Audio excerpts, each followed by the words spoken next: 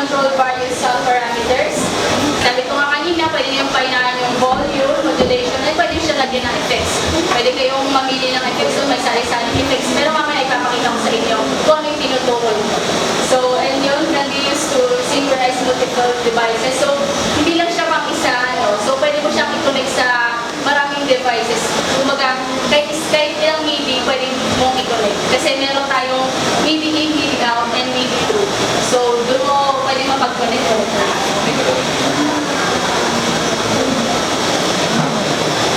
So, uses of MIDI music, so instrument control. So, yun nga yung sinasabi ko sa inyo, pwede nyo i-control yung instrument using yung MIDI. So, music production. So, sino bang gumagawa ng music dito? Or nakagawa na? So, anong experience mo? At anong gamit mo? Dati kasi sa nung high school ako, may banda. Kasi yung kinakamit namin is wala sa para sa recording ng music namin. Ayun. So, thank you so much for answering. So, yun nga, gumagamit daw siya ng Audacity para i-record yung music nila. So, yung nakakatulong talaga na magkaroon ng gantong application para mas mapadali yung pagre-record natin. And then, sa songwriting, sino bang gumagawa ng kanta dito? May gumawa naman ng kanta? Oxidation?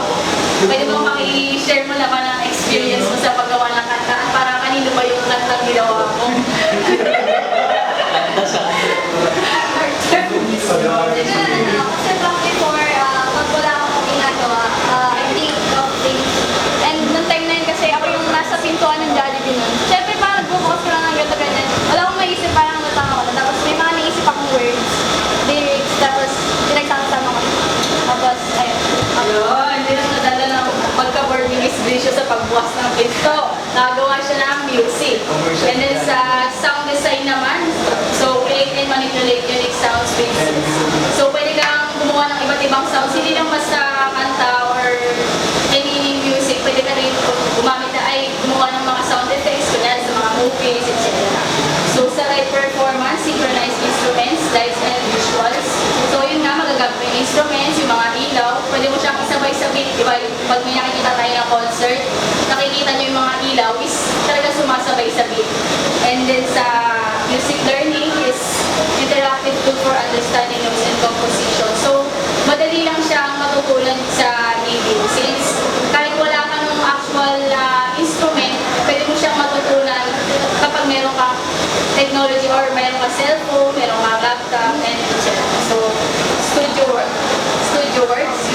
control virtual instruments, edit music, and automate music. Ayun nga, pwede mo siyang i-control yung virtual instruments, pwede ka mag-edit ng mga music, at pwede ka mag-mix or mag-remix. Kung nga gusto mo gumawa ng kanta na halo or gusto mo mag-karaoke, yun, pwede kang gumawa. So, next is automation. Sabi ko kanina, manage gear and effects for seamless transitions issue. So, pwede kang gumawa ng effects na magagamit mo. Kunyari, magkakaroon tayo ng music video sa Autoverse, pwede kayong gumamit ng MIDI or ng kahit anong audio workstation or digital audio workstation, pwede nyo gamitin para magkaroon ng sound effects yung video. So, yun nga, difference between MIDI and audio. So, MIDI is instructions or sounds, not a actual audio, and audio recorded sound waves that cannot be altered as flexibility as needed. So, MIDI nga siya. Yung MIDI kasi, kumbaga pang notes lang siya or mga instructions. Hindi siya yung tunog na mismo. And yung audio kasi, yun na yung tapos na, yung recorded sound na. And hindi mo na siya pwede ma-edit, hindi mo na siya pwede ma-rewind. Yan, magre-record ka ng music. Pag gitara ka, hindi mo na siya pwede i-replay kapag naka-audio na. So, yun nga. So, ngayon, gagamit tayo ng balance. So, balance is a free cloud-based digital audio workstation or DAW. Kaninang diniscuss ni Sir Simon kanina.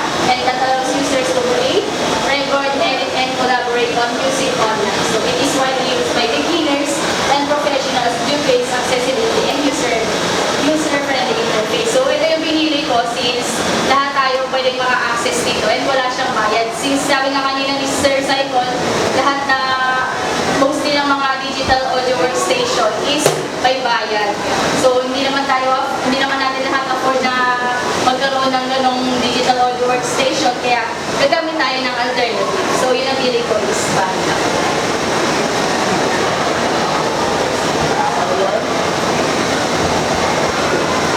Ayan, so nakikita natin dito. So marami siyang functions, no? Pwede ka mag-add track. So pag pinindot mo yung add track, dito mo na makikita yung mga voice audio, virtual instruments. Yung virtual instruments yung gagamitin natin, may mga drum machine, sampler, guitar, and bass. So sa virtual instruments tayo, gamitin natin yung virtual instruments.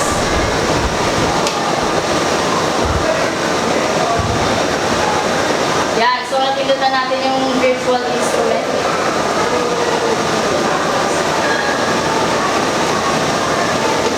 So, i-click lang natin para lumabas yung keyboard.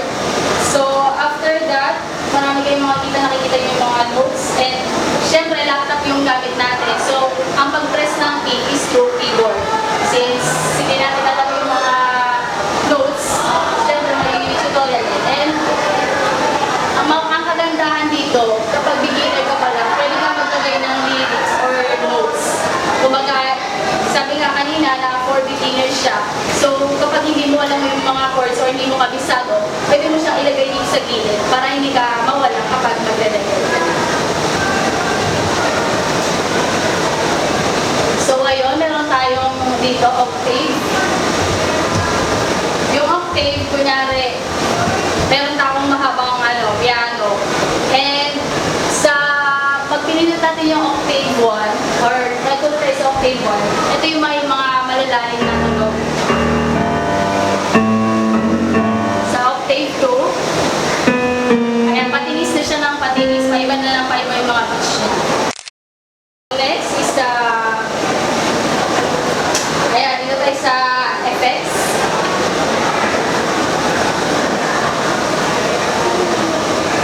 Yan, pwede tayo mamili ng effects, no? Marami diyang effects na pwede. May mga equalizer. Kung gusto niyong gumamit ng electric guitar, to maybe. Pero focus muna tayo sa piano. So, dito naman yung MIDI editor. So, dito natin makikita yung mga notes. And ito naman yung oras or seconds na piniplay.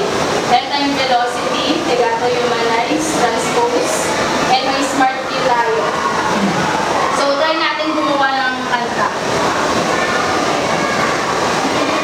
So, paano tayo mag-record is start recording. Pilitin natin yung red.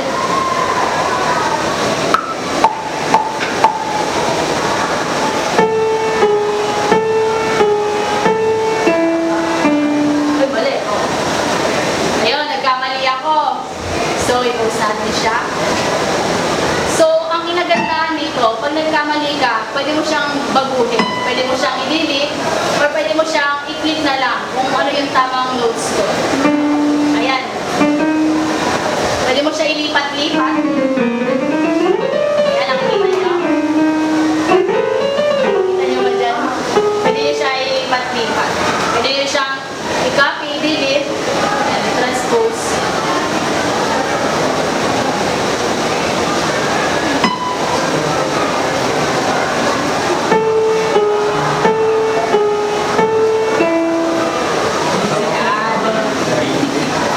Alam niyo ba yung kantang yun? Sino nakakala ng kantang yun?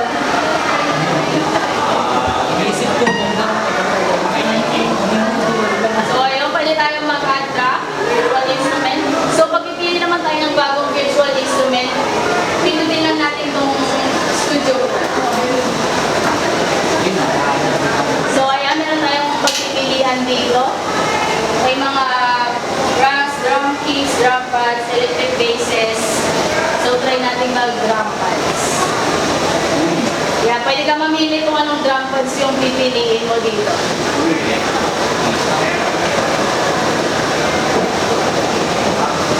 Yan. Tapos, so, nakikita niyo rin yung mga letters. So, kung ano yung pipiliin ng letter, yun yung tutunog.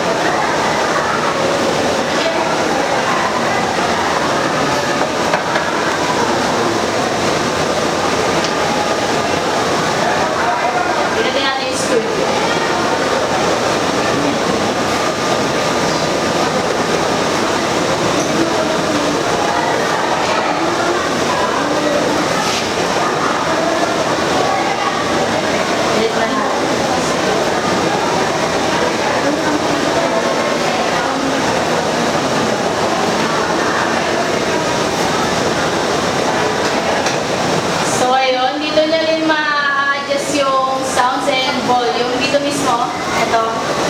Sa instrument, pwede siyang hinaan or pwede siyang nasa.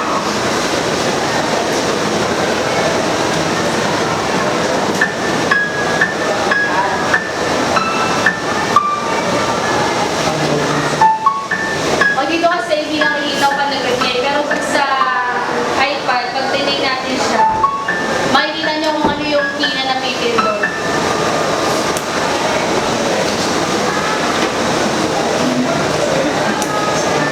Kaya medyo mahina kasi. Kaya nakikita natin kung ano yung key na pinipindot natin. So, yun yung kinagandahan ng Arduino. So, very portable siya. Kahit laptop lang yung gamitin mo or dalhin mo, pwede ka na makapag-record at pwede ka na makapag-create ng stocks. So, ayun. Baka tayo.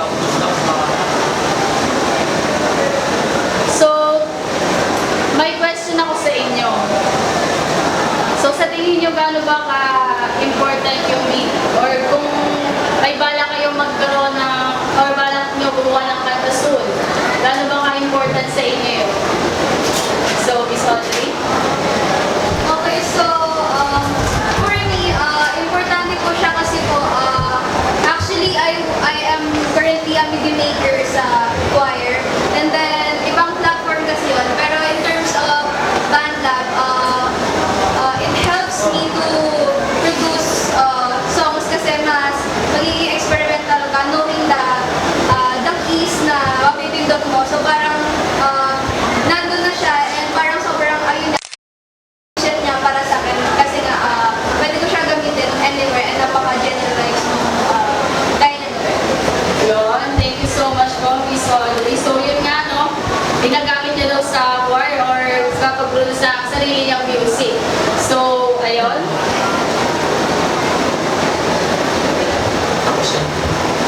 So, for our assignment, select a song to recreate using MIDI or compose an original piece and ensure the song includes multiple instrument tracks. So, we will present it in our next meeting. So, thank you and